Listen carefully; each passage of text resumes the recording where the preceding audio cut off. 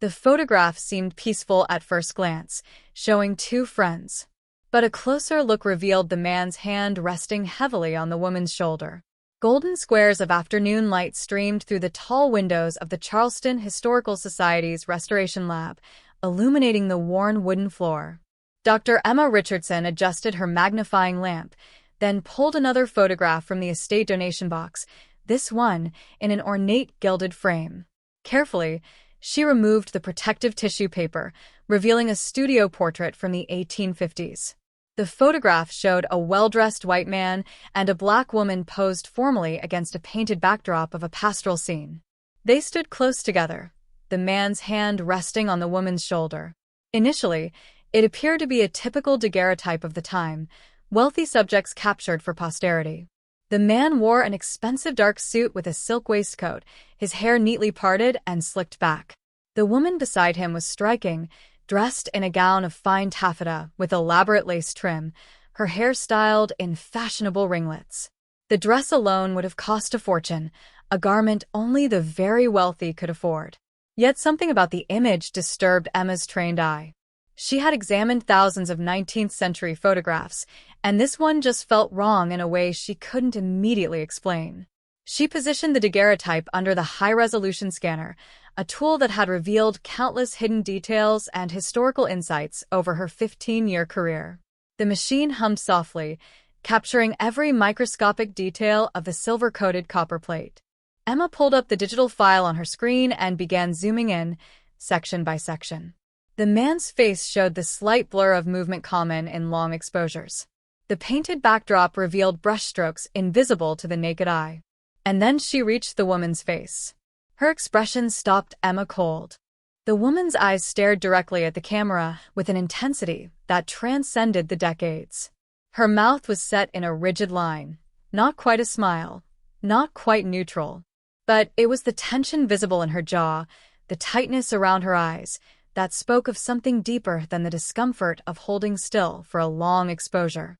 Emma zoomed in on the man's hand resting on the woman's shoulder. His fingers were pressed firmly into the fabric of her dress, the pressure visible in the way the expensive taffeta bunched slightly beneath his grip. This wasn't the gentle, possessive touch of a husband. This was restraint. She leaned closer to the screen, her heart rate quickening.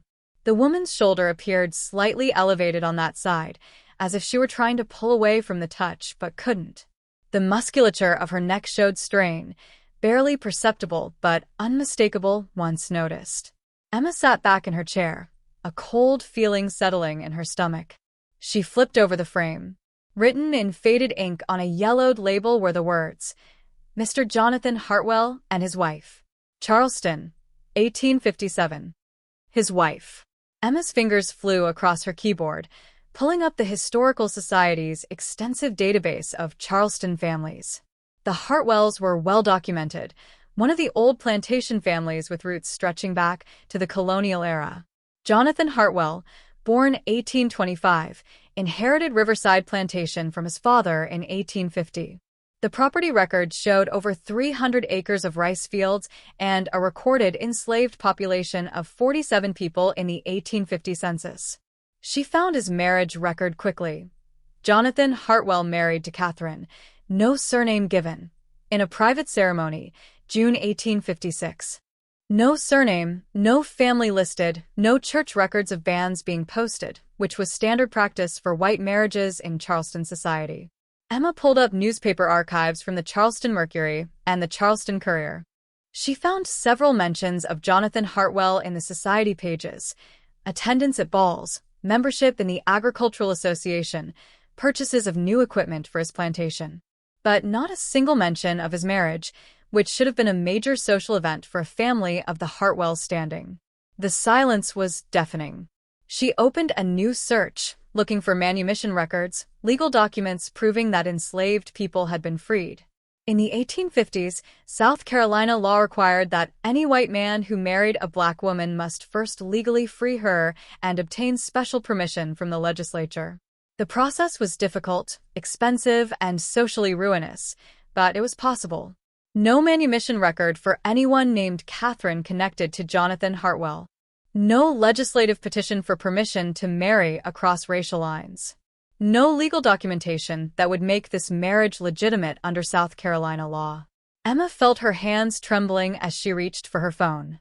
She called Dr. Marcus Webb, the Historical Society's senior researcher and an expert on antebellum Charleston. "Marcus, I need you to look at something now." He arrived 20 minutes later, his reading glasses already perched on his nose. Emma had the photograph displayed on her large monitor, zoomed in on the woman's face and the man's hand on her shoulder. Marcus studied the image in silence for a long moment. When he finally spoke, his voice was heavy. "This isn't a marriage portrait. This is ownership documented." He pulled up a chair and began typing, accessing databases Emma didn't even know existed. In the 1850s, some plantation owners engaged in what they called informal marriages with enslaved women. The women had no legal rights, no ability to refuse, no protection under the law. But the men would dress them in expensive clothes, give them better quarters, and present them publicly as wives to justify the relationship. "Justify rape," Emma said quietly. Marcus nodded grimly. The women were still enslaved, still property. The fancy dresses and studio portraits didn't change that fundamental fact. And if the man tired of them, or if they tried to leave, they could be sold away from any children they'd had, beaten, or killed with no legal consequences. He zoomed in on the photograph even further, focusing on details Emma hadn't noticed. Around the woman's neck is a delicate gold chain. But at the base of her throat, barely visible beneath the high collar of her dress, is a thin line of scarring. "Collar marks," Marcus said. "From an iron collar worn long enough to leave permanent scars." Emma spent the next week searching for any trace of Catherine in the historical record. Enslaved people left few documents behind. They weren't allowed to read or write in most southern states. Their births and deaths often went unrecorded, and their voices were systematically silenced. But Emma had learned over her career that traces remained if you knew where to look. She found the first clue in the plantation records of Riverside, preserved in the South Carolina Historical Society archive. The inventory of enslaved people from 1855 listed Catherine, female, age approximately 22, house servant, purchased from estate sale of Colonel Richard Thornton, September 1855. Purchased 6 months before the marriage. Emma traced back to the Thornton estate sale records. Colonel Richard Thornton had died suddenly in August 1855, and his entire estate, including 23 enslaved people, had been sold at auction to settle debts. The auction advertisement in the Charleston Mercury listed Catherine specifically, healthy female, age 22, trained in fine needlework and household management, excellent cook, literate despite prohibition, no physical defects. Literate. Catherine could read and write, which was illegal for enslaved people in South Carolina and incredibly dangerous. Someone had taught her, probably in secret, at great risk. Emma's next discovery came from an unexpected source, a diary kept by Mary Simmons, a Charleston woman who wrote extensively about her social observations. The diary had been donated to the Historical Society in the 1960s and partially transcribed. Entry from November 1856. Attended tea at Mrs. Patterson's house. Much gossip about Jonathan Hartwell's peculiar arrangement. He has taken one of his servants as a wife and parades her about in silks and jewels, as if she were a white woman. The creature is quite beautiful, I must admit, but the presumption is outrageous. Several ladies have ceased acknowledging him in public. His mother is said to be mortified. Entry from March 1857. Saw Jonathan Hartwell and his wife at the market.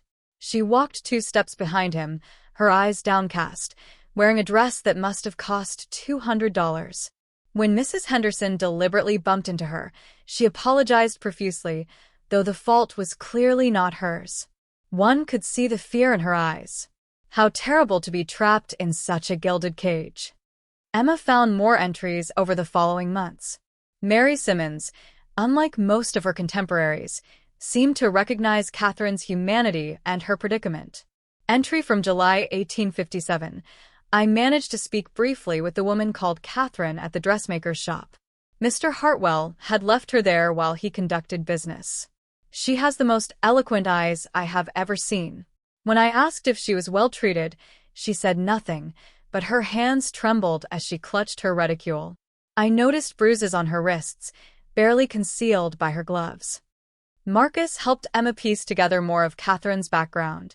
Using a reference to Colonel Thornton, they discovered that Catherine had been born on a small farm in the South Carolina upcountry around 1833. Emma tracked down the Thornton family papers, housed at the University of South Carolina's Special Collections. Among the correspondence was a letter from Colonel Thornton to his sister dated 1848. My dear sister, you asked about the education of the servants' children. I confess I have allowed my late wife's peculiar sentiments to influence me too much. She insisted that young Catherine be taught to read using the Bible, claiming it would make her a better Christian. Now the girl is 15 and far too clever for her own good. She reads everything she can find and asks questions that make the other servants restless. I fear I have created a problem I do not know how to solve.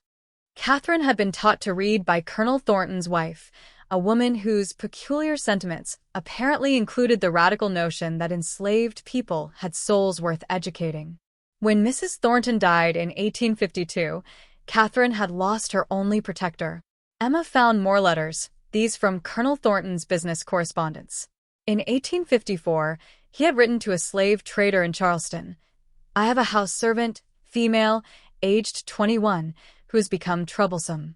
She is literate and has been teaching other slaves to read against my explicit orders. She must be sold, but discreetly. She would fetch a good price for her skills and appearance, but her education makes her dangerous.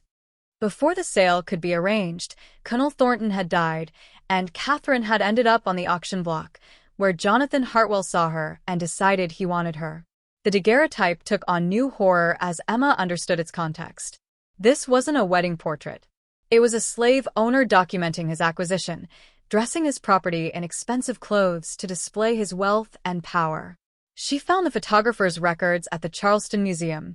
The portrait had been taken at Bradford's photography studio in April 1857. The studio ledger listed the sitting. Mr. J. Hartwell, daguerreotype, full plate with female servant in formal dress. Special instructions. Subject must appear as married couple. Payment $15 due. Female servant, not wife. The photographer had known exactly what this portrait represented.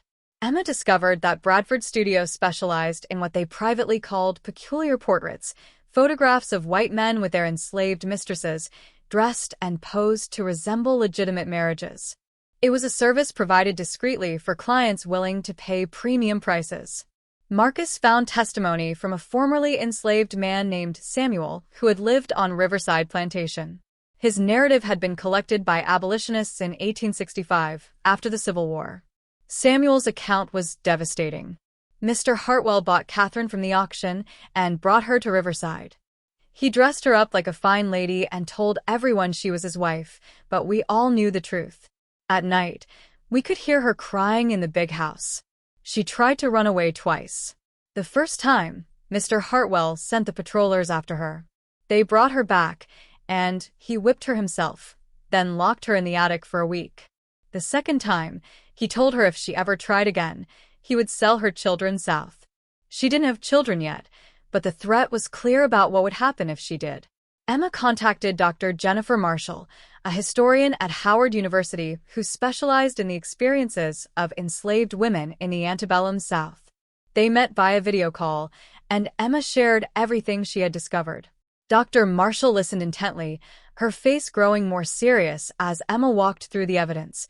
The photograph, the plantation records, Mary Simmons's diary entries, Samuel's testimony. This is textbook sexual slavery disguised as marriage, Dr. Marshall said when Emma finished. White slave owners often claimed their relationships with enslaved women were consensual, even romantic. They pointed to the expensive gifts, the better living conditions, the children they acknowledged. But consent is impossible in a relationship where one person literally owns the other. She pulled up her own research files. I've documented over 200 similar cases from across the South. The pattern is consistent.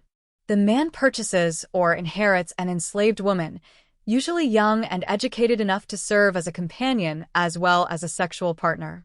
He dresses her in fine clothes, gives her privileges above other enslaved people, and sometimes even stages mock marriage ceremonies. But legally, she remains his property. She cannot refuse his advances, cannot leave, cannot protect any children born from the relationship. What happened to these women after the Civil War? Emma asked.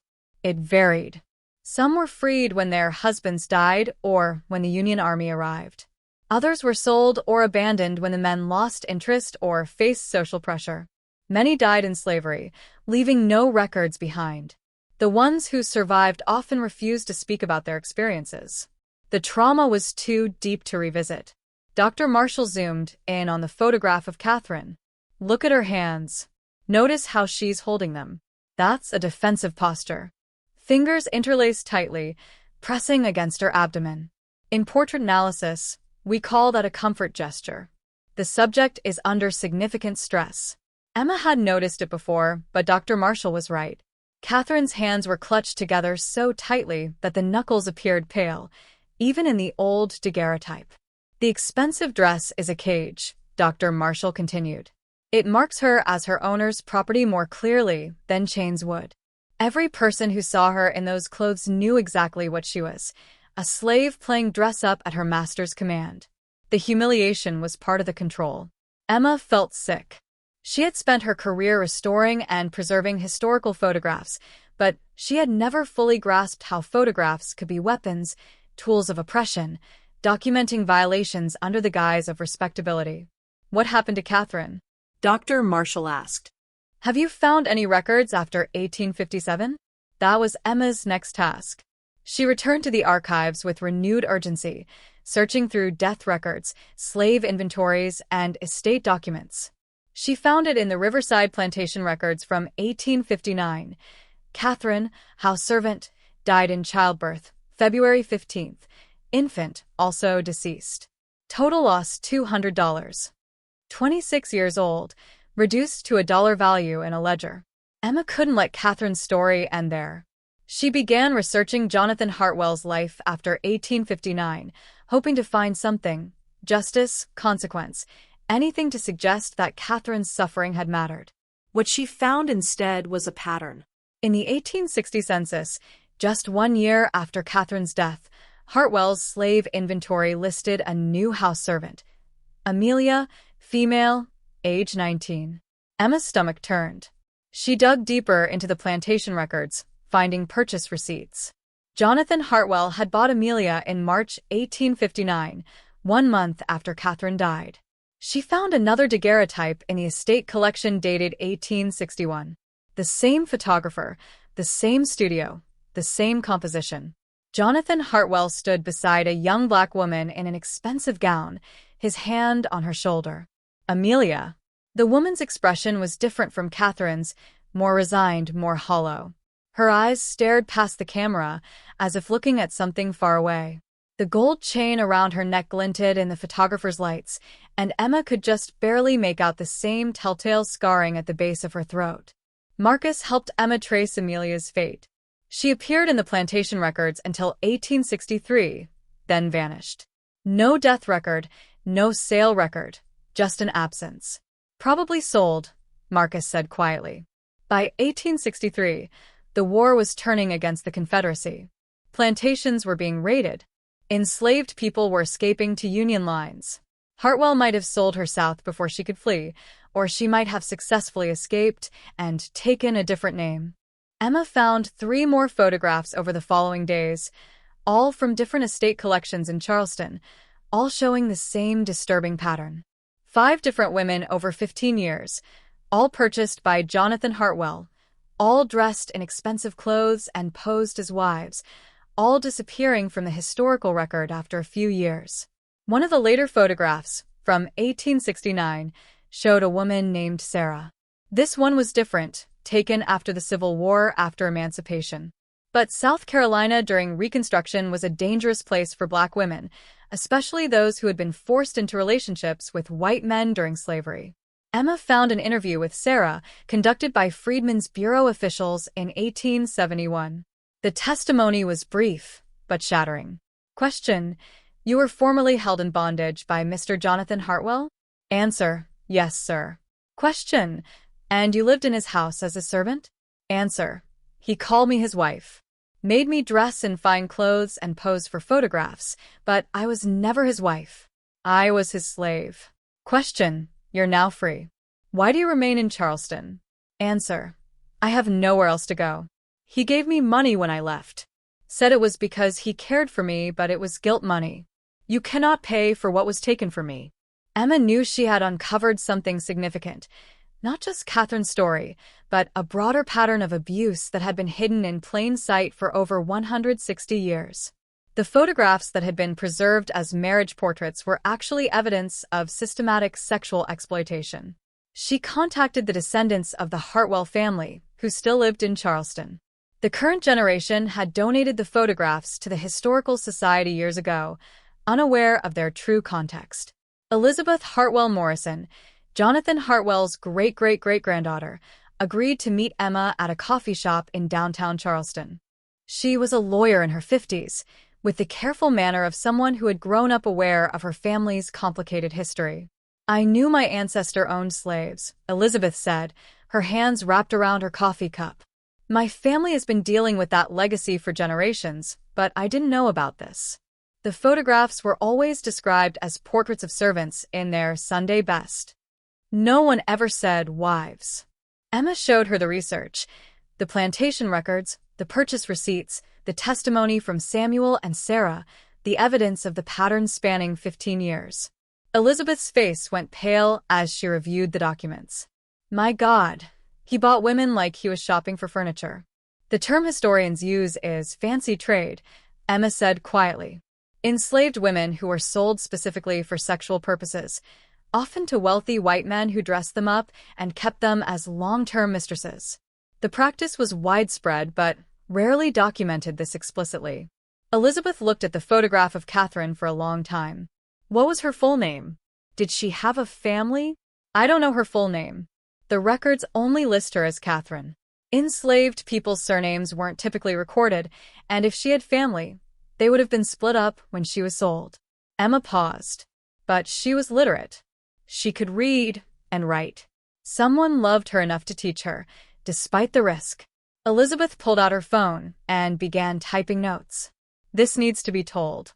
My family's foundation has been working on reconciliation projects related to slavery. This would be an important addition to that work. There's something else, Emma said. She showed Elizabeth the records of the 5 women who had been forced into these false marriages with Jonathan Hartwell. Catherine was just one of many, and Jonathan Hartwell wasn't the only man who did this. I found similar photographs in collections across Charleston. This was a common practice, not an aberration. Elizabeth's jaw tightened. How many? I've identified over 30 photographs so far from the 1850s and 1860s alone, all showing wealthy, white men posed with enslaved women dressed as wives. And those are just the ones that survived. There were probably hundreds more. Emma's research caught the attention of Dr. Angela Freeman, director of the National Museum of African American History and Culture in Washington, D.C. Dr. Freeman flew to Charleston to examine the photographs and documents personally. This is extraordinary work, Dr. Freeman said, studying the daguerreotype of Catherine under magnification. These images have been hiding in plain sight in archives and family collections for over a century, misidentified and misunderstood. You've given these women back their truth. She had brought with her a team of conservators and researchers. Together with Emma, they began a comprehensive survey of Charleston area collections, looking for similar photographs. They found dozens. Each photograph told a similar story: wealthy white men, young black women in expensive dresses, studio settings designed to mimic legitimate marriage portraits. Once they knew what to look for, the signs of coercion became obvious: the women's tense postures, the men's possessive grips, the absence of genuine joy in the compositions. One of Dr. Freeman's researchers, a genealogist named Michael Chin, began tracing the women in the photographs through plantation records and post-emancipation documents. It was painstaking work, but slowly fragments of their lives emerged. He found records for a woman named Rose, who appeared in an 1858 photograph similar to Catherine. After emancipation, Rose had filed a claim with the Freedmen's Bureau seeking compensation for 15 years of forced concubinage. Her claim was denied. The Bureau had no legal framework for addressing such cases, but her testimony survived. "I was 15 when Mr. Davis bought me. He said I would live in the big house and have pretty dresses. I thought it meant I would be a lady's maid. The first night, I learned what he really wanted. I tried to resist and he beat me. He said if I didn't cooperate, he would sell my mother to a plantation in Mississippi. So I stopped fighting. For 15 years, I wore silk dresses and smiled when white people looked at us. But at night, I prayed for death." Michael found another testimony from a woman named Hannah, documented by abolitionists in 1863 when she escaped to Union lines in Florida. "Master bought me when I was 17 because I was pretty enough to show off. And he said, he made me pose for pictures with him, dressed me like a white woman, told people I was his wife, but I wasn't allowed to leave the plantation without him. Wasn't allowed to talk to other slaves without permission. If I displeased him, he would lock me in a room for days with no food. The other slaves hated me because I wore nice clothes and lived in the big house. They didn't understand I was as much a prisoner as they were, just in a prettier cage." These testimonies gave context to the photographs that plantation records never could. The images showed beautiful dresses and formal poses, but the women's, their stories, told in no uncertain terms, laid bare the violence, the coercion, and the sheer trauma that those seemingly innocent images had cunningly concealed. The National Museum of African American History and Culture proudly announced a groundbreaking special exhibition, False Wives, Enslaved Women, and the Photography of Possession. Emma's diligent research had provided the bedrock for the exhibition, but it had since blossomed, encompassing over 60 photographs painstakingly gathered from collections spanning the South. The exhibition's grand opening took place on a sweltering August evening in Washington, D.C. The gallery was teeming with a diverse crowd, esteemed historians, proud descendants, keen journalists, and engaged members of the general public. Emma positioned herself near the entrance, her gaze fixed on the steady stream of people filing past the meticulously curated displays, the product of her dedicated 6-month labor. At the heart of it all stood Catherine's photograph, now dramatically enlarged and expertly lit. But now, crucially, it was framed by its proper context. There were the plantation records, starkly documenting her purchase. Mary Simmons's diary entries, palpable with her ever-present fear. Samuel's chilling testimony detailing Catherine's desperate escape attempts, coupled with the death record, reducing her very existence to a mere dollar value. A thoughtfully prepared panel positioned beside the photograph explained the pervasive practice of sexual slavery, deceitfully disguised as marriage. It provided essential historical context, shedding light on the oppressive laws that prohibited interracial marriage, the unbridled power slave owners wielded over enslaved people, and the twisted ways white supremacy was used to rationalize horrific abuse. Most profoundly, the exhibition featured the testimonies of the women themselves, Rose, Hannah, Sarah, and countless others, finally giving voice to experiences that had been silenced for over a century, their stories finally seeing the light.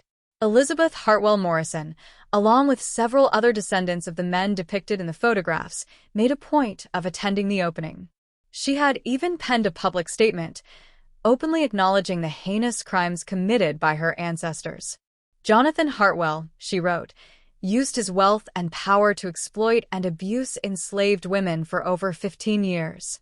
The photographs we preserved as innocent family history were, in reality, irrefutable evidence of systematic sexual violence. As his descendant, I recognize I cannot undo the harm he caused.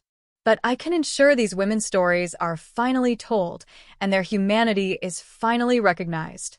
Dr. Freeman delivered the keynote address, her words resonating powerfully as she stood before Catherine's photograph. For far too long, she declared, we have sanitized the brutal history of slavery, conveniently reducing it to mere economic exploitation while turning a blind eye to the sexual violence that was endemic to the very fabric of the system. These photographs force us to confront an uncomfortable truth. Slavery was not simply about labor. It was about total domination, economic, physical, and sexual. She gestured towards the gallery, encompassing the rows of images. Each of these women was somebody's daughter, somebody's sister. They harbored dreams, nursed fears, possessed unique talents, and boundless potential. They were forced into these false marriages, dressed up and photographed in a grotesque attempt to legitimize their abuse.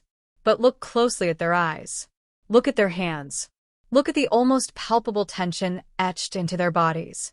They are telling us their truth, if only we are willing to truly see it. The exhibition swiftly became a national sensation, dominating headlines and sparking conversations nationwide.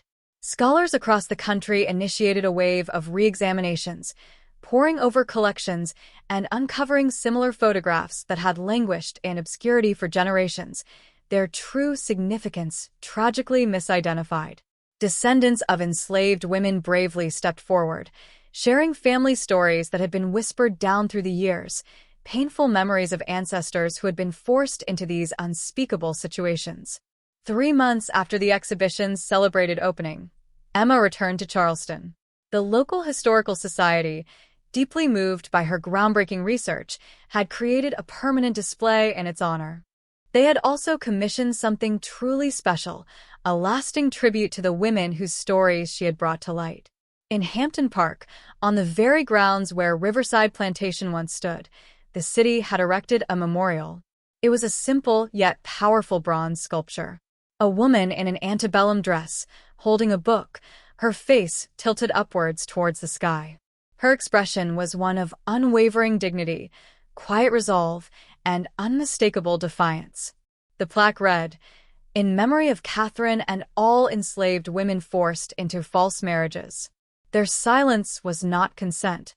Their suffering was not love. Their story will not be forgotten." Below that, a longer inscription detailed a history Emma had so painstakingly uncovered, naming Catherine and the other women whose photographs had been found, openly acknowledging the trauma they endured and fiercely recognizing their inherent humanity and unyielding resistance. Emma stood before the memorial, the late afternoon sun casting long, dramatic shadows across the lush green grass. Beside her stood Margaret Wright, a woman in her 70s who had reached out to Emma shortly after the exhibition opened, deeply moved by what she had seen. "My great-great-grandmother was named Catherine," Margaret said softly, her voice filled with emotion. "She was born enslaved in South Carolina, survived the war, and bravely moved north during Reconstruction. She rarely spoke about her time in bondage, but she kept one precious thing, a photograph of herself in a fancy dress.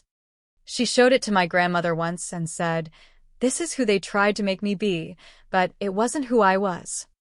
Margaret reached into her purse, pulled out her phone, and showed Emma a photograph. It was undeniably Catherine, the very same woman from the daguerreotype, but taken years later. She wore simple, unassuming clothes, stood with her arms crossed defiantly, and looked directly at the camera with an expression of hard-won strength and resilience. "She learned to read and write in slavery," Margaret continued, her voice thick with pride. "After freedom, she dedicated her life to teaching other formerly enslaved people. She helped found a school for Black children. She lived to be 73 and died surrounded by her loving family. He tried to break her, but he failed." Emma felt tears streaming uncontrollably down her face, a mixture of sorrow and profound joy. "Thank you for sharing this," she choked out, "for showing me that she survived, that she built a life after the unimaginable horror." Margaret finished, her voice firm and resolute. "Yes, the photograph you found shows what was done to her. This photograph," she said, gesturing to the image on her phone, "shows who she really was." They stood together in comfortable silence, both lost in contemplation as they gazed at the memorial.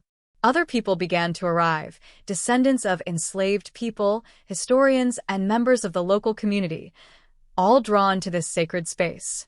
Some reverently laid flowers at the base of the sculpture, a silent offering of respect. Others simply stood quietly, paying their respects to women whose names many of them would never know, but whose stories would now live on forever.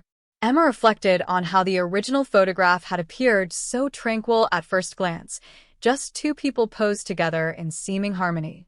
It had taken a closer, more critical look at the man's possessive grip on her shoulder, at the almost imperceptible tension in her body, at the crucial context hidden away in dusty archives, to finally reveal the uncomfortable truth.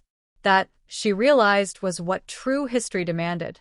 The unwavering willingness to look closer, to question comfortable and often misleading narratives, to expose what had been so deliberately and systematically obscured. Catherine and the other women could no longer speak for themselves, but their images remained, bearing silent witness to the horrors they had endured. And now, finally, after all these years, people were truly listening. Emma gently placed her hand on the memorial plaque, feeling the raised bronze letters beneath her fingertips. "We see you now," she whispered, her voice barely audible. "We remember you."